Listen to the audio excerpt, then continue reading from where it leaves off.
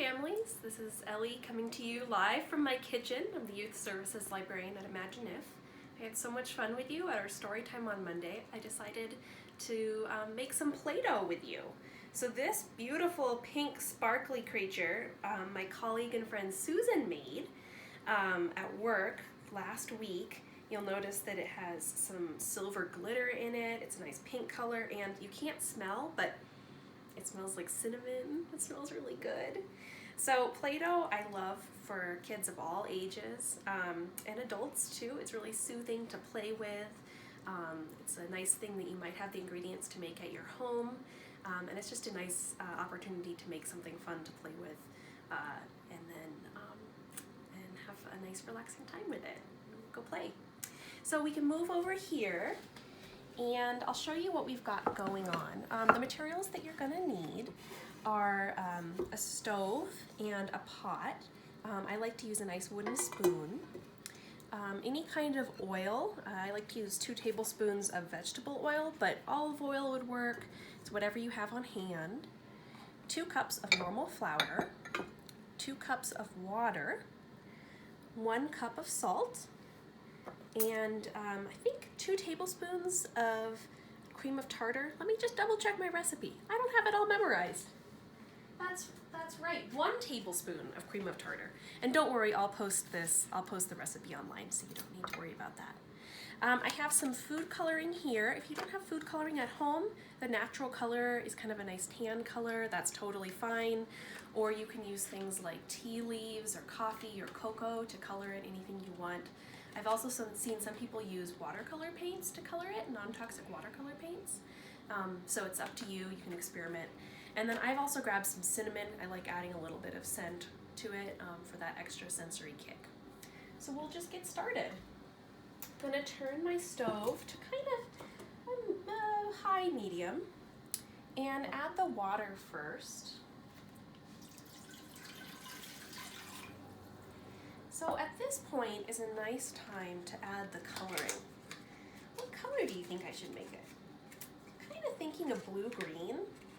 I don't know, what do you think? What color will you make yours? I kind of like to add a lot of food coloring, especially because I'm using these liquid watercolors as opposed to like a nice gel food coloring, which is what we use at the library. But whatever you have works. Glad these aren't dried out. I can't remember the last time I used food coloring at home. So maybe my cameraman can come over here and take a look, show you what it looks like. So I've got lots of color in there. I like to experiment and try different colors. So we'll let that mix here. Now is also a good time to add a flavoring. So I'm adding, I don't know, a couple dashes of cinnamon. It's gonna make your house smell so nice.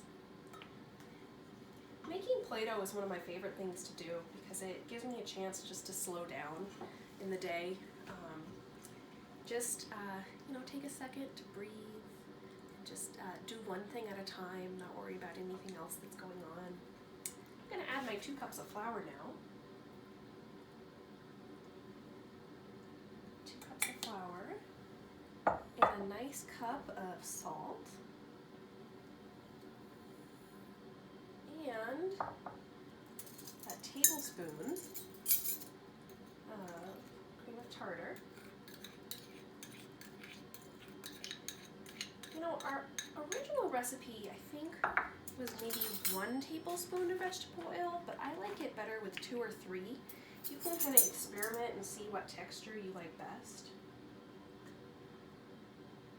Obviously, a different oil is going to have a little bit of a different feel. I've even seen Play-Doh made with coconut oil. You can try that, let me know how that goes.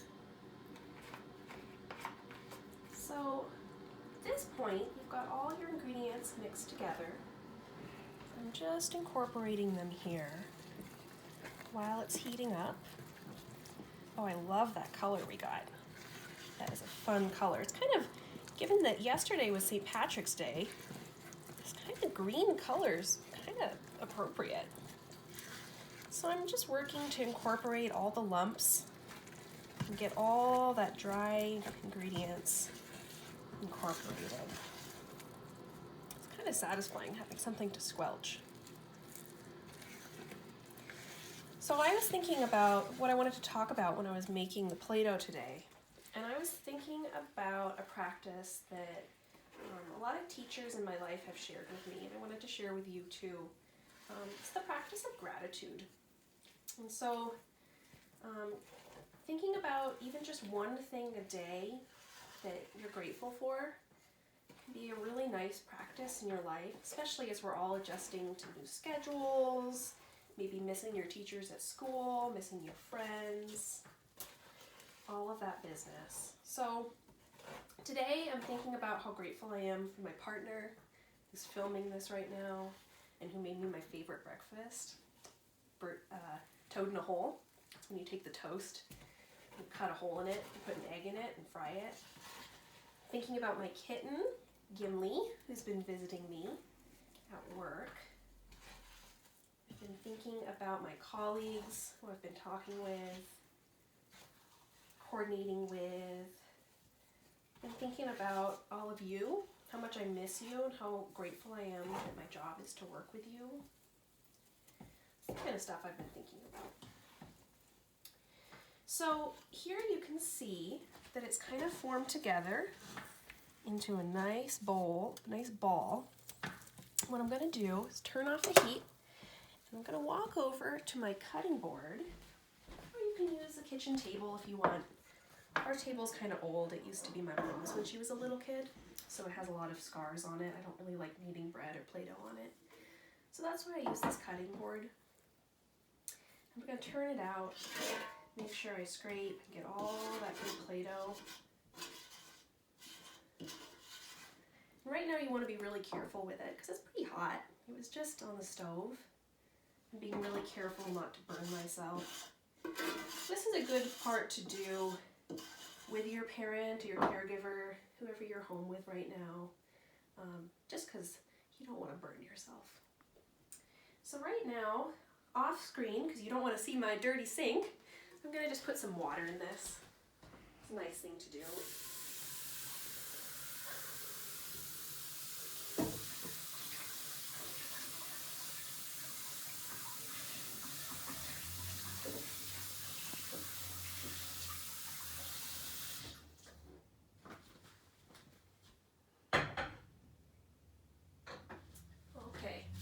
Some water. The other thing I kind of wanted to talk about was an exercise that I learned from my teacher David in library school. Ooh, that's hot. I'm going to be very careful. It's called a breath meditation. It's not, doesn't need to be associated with any religious practices or anything like that, but it's just taking a second of being quiet in myself and just thinking about how air enters my body, enters my lungs, how my diaphragm controls my lungs, my breathing. Thinking about the sensation of how the air comes out my mouth, my nose. Right now I have a little bit of a stuffed up nose and a little cold, a little head cold. Just noticing that. That's something that you can do even if you just do it for 10 seconds. You can do it for a whole minute if you want. You can do it while you're falling asleep, taking a nap, making art, or like I'm doing right now, kneading Play-Doh. It feels so good on my hands. It's warm. It smells like childhood.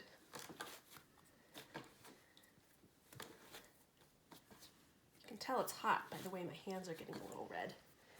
Normally I'd wait a little bit longer to knead it. And I'd recommend that you wait maybe a little bit longer to knead it because it is a little hot. I have pretty tough hands right now. And there you go.